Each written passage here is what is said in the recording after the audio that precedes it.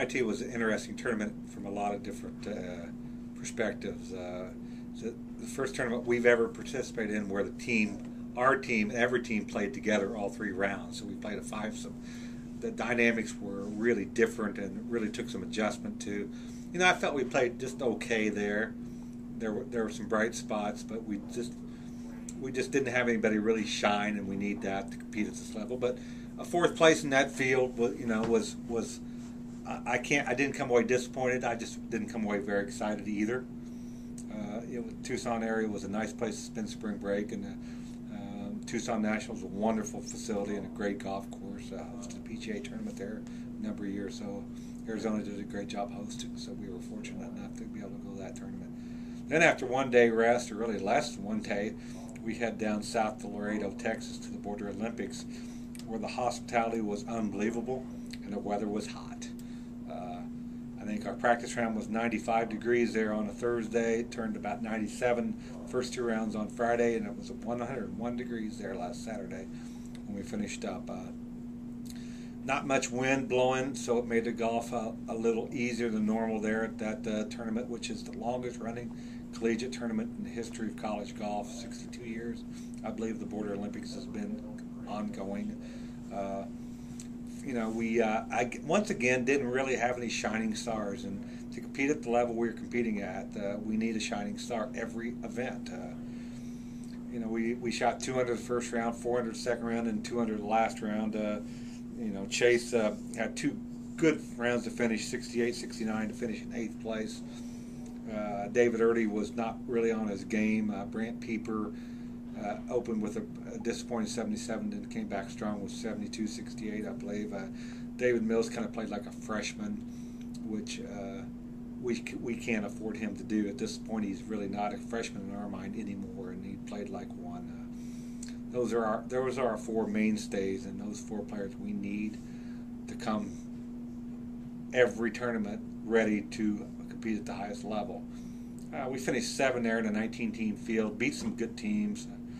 Really, it didn't affect our national rankings at all. Just a little mediocre for us, and we'll have to get out of that mediocrity and figure out how to get these kids a little excited and get them playing the way they're capable of playing. I think we're close. We're on the verge. We just need that one guy to really step forward, and any one of those 4 guys I mentioned can do that. Step forward and take up the battle. It was nice to have an opportunity to get some individuals playing in college golf. There's a rule in college golf allows us to send 4 individuals not associated with the team to compete as sort of a JV squad, if you will, or individuals. And I was really, really pleased with the play of Michael McGee, who hadn't been in the lineup this year as a sophomore, but played quite a bit for us last year. And Michael, after kind of struggling to his first round with 77, had a really solid 71 in the second round, which was really pleasing. Michael can play, and we know he can play, and we've got to convince him that he can play. He needs to know he can play. We know that. I think his teammates even know that, but it's more important he knows that. So really pleased with his performance. Kyle Perry, typical Kyle, 75, 74. He's another one close. He's close to really doing something to help this golf team. So that was good for him to get another opportunity to see what he can do.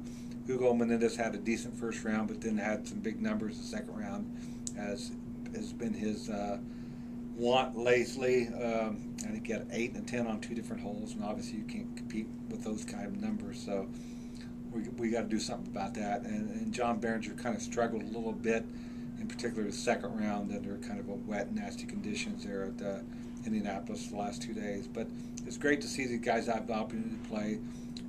We're a unique sport we have 11 players on the roster, but only 5 travel.